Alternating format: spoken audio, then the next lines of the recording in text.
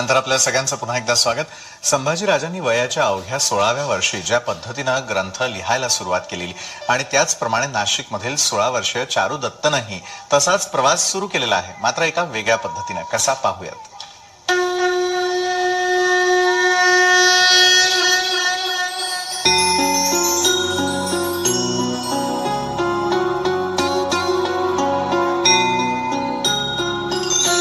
एक घर जिथे अभंग राहतात, एक घर जिथे वेद सर्वत्र दिसतात, एक घर जिथे ज्ञानोबा तुकोबांच्या ओव्या राहतात, एक घर जिथे अभंगांच्या भिंती आहेत, एक घर जिथे ओव्यांचं छत आहे.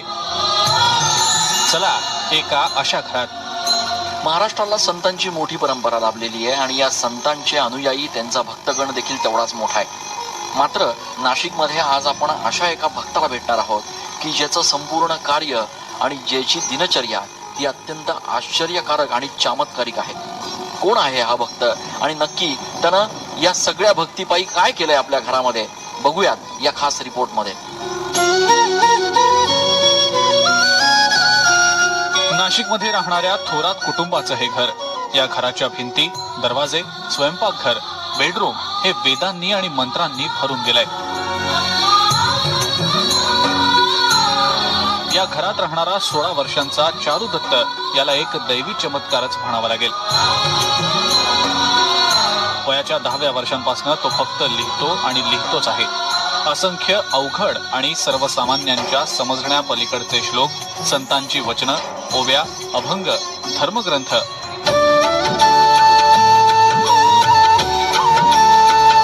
चारू दत्तच्या घरात पाऊल ठेवल्यानंतर घरातला एकही कोपरा, एकही जागा अशी नाही ज्या ठिकाणी त्यानं हे लिखाण केलेलं नाही.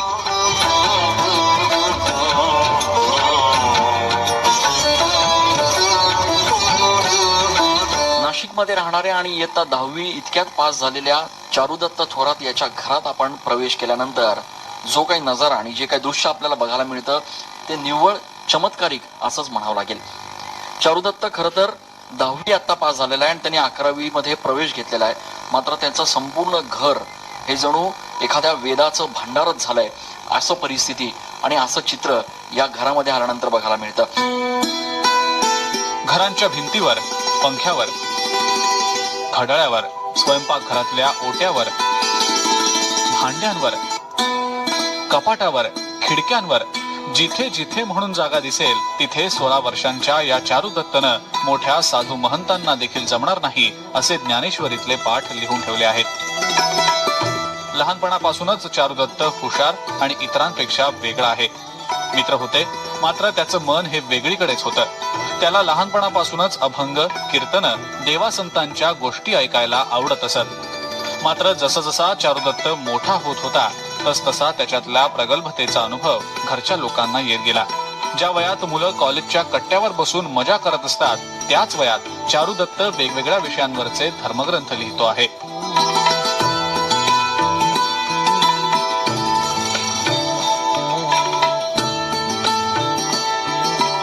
मानवी जीवनाचा प्रवास, त्याचा अंत, मोक्ष याबाबतचं त्याचं विश्लेषण ऐकून भल्या भल्यांना थक्क व्हायला होतं.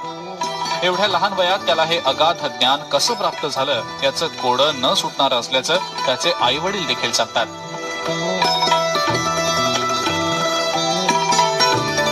आमच्या पोटी आम्ही असं काय पुण्य केलं होतं की आमच्या पोटी असा मुलगा जन्माला आला.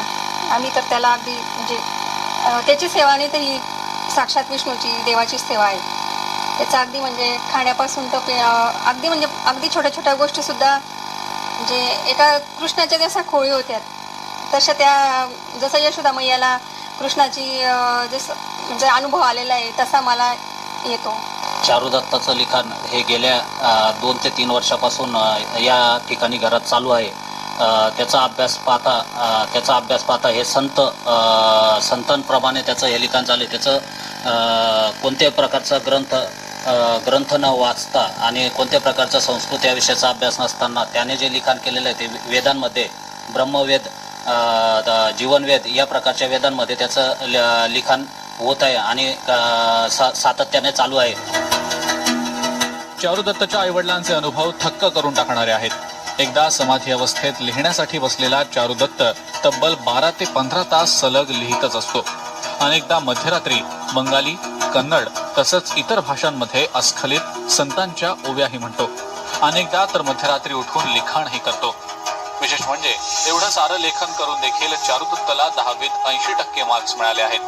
धर्म, ज्ञान, मुक्ती, स्वर्ग, नरक, मोह या आणि अशा अनेक विषयांवर चारुदत्त धर्मशास्त्राला आधारभूत असे संदर्भ देत त्याचं विवेचन करतो. चारुदत्तचे आषाढी वारीबाबत तसंच नाशिकमध्ये होणाऱ्या सिंहस्थाबाबत सडेतोड विचार ऐकून कोणी महात्मा किंवा मोठा संत आपल्याशी बोलत तर नाही ना असा भास आपल्याला होईल. लोकांनी लोकांसाठी करा अशी एक भूमिका आहे आणि योग्य काळी हे सर्वत्र प्रस्थापित होईल.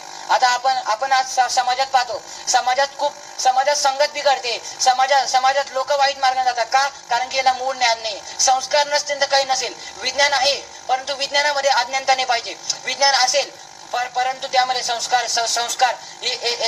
ही सर्वात मोठी बाब आहे. गेल्या काही दिवसांपासून चारुदत्तची ही प्रगल्भता पाहून घरचेच नाही तर परिसरातले लोकही थक्क झालेत. चारुदत्तच्या या वर्तनाबाबत वेदशास्त्राच्या अभ्यासकांना हे एक वेगळंच रसायन असल्याचं वाटतंय. नाशिकचे प्रसिद्ध वेदाभ्यासक आणि धर्माला शास्त्राची जोड देण्यात ख्याती असलेले विश्वासराव साक्रीकर यांनी या सगळ्याचं विश्लेषण केलंय. हे जो तो मुलगा लिहितो आहे हे मनाने लिहित नाही, हा कॉन्शियस कॉस्मिकने लिहितो आहे. कारण तो जे अभंग लिहितो, जे काय त्याला सुचतं, ब्रह्मांडाच्या विविध यंत्र लिहितो, आकृत्या काढतो, हे सगळंच्या सगळं कॉस्मिक कॉन्शियसशी संबंधित असलेली गोष्ट आहे. आणि कॉस्मिक कॉन्शियस जो आहे हा प्रकाशाच्या वेगाने कुठेही जाऊ शकतो असं आपण म्हणू शकू. मन जर जाऊ शकतं तर कॉन्शियस, सबकॉन्शियस आणि कॉस्मिक कॉन्शियस अतिवेगाने कुठेही जाऊ शकतो. अवघ्या 16 वर्षांच्या चारुदत्त थोरातनं आतापर्यंत लोकांना चकित करणारे ग्रंथ लिहून काढले आहेत. बरं, त्याचा लिहिण्याचा वेग बघून तो विचार कधी करतो, पाठांतर कधी करतो आणि लिहितो कधी असा विचार पाहणाऱ्यालाही पडावा. चारुदत्तनं आतापर्यंत सकलामृत ग्रंथ, सुमनामृत ग्रंथ, अशोकामृत ग्रंथ, जीवनवेद ग्रंथ, व्यथा ग्रंथ, चिंतन ग्रंथ, ब्रह्मवेद ग्रंथ, दत्तात्रय ग्रंथ आदी ग्रंथ लिहून काढले आहेत.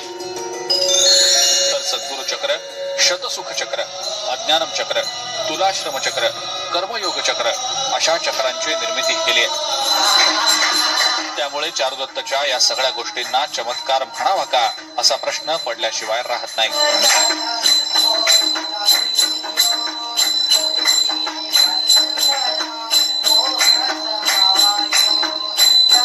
ज्ञानदेवे रचिला पाया तुका झालासी कळस अशी जरी ओवी असली तरी नाशिकच्या चारुदत्तनं मात्र आता याही पुढचा प्रवास जो आहे तो त्याच्या लिखाणाच्या माध्यमातून सुरू केलाय.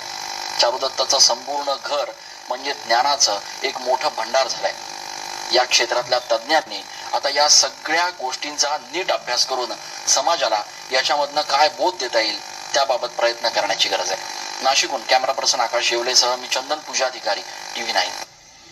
तर आमचा स्पेशल रिपोर्ट पाहिल्यानंतर आपल्याही लक्षात आलेलं असेल की चारू आकाशा एवढा हा या आम्ही कार्यक्रमाला नाव देण्यामागचं खरं कारण काय, त्याच्याशी देखील बातचीत करणार आहोत. त्याचबरोबर मुकुंद जे आपल्या बरोबर देखील बातचीत करणार आहोत एका छोट्याशा ब्रेक नंतर.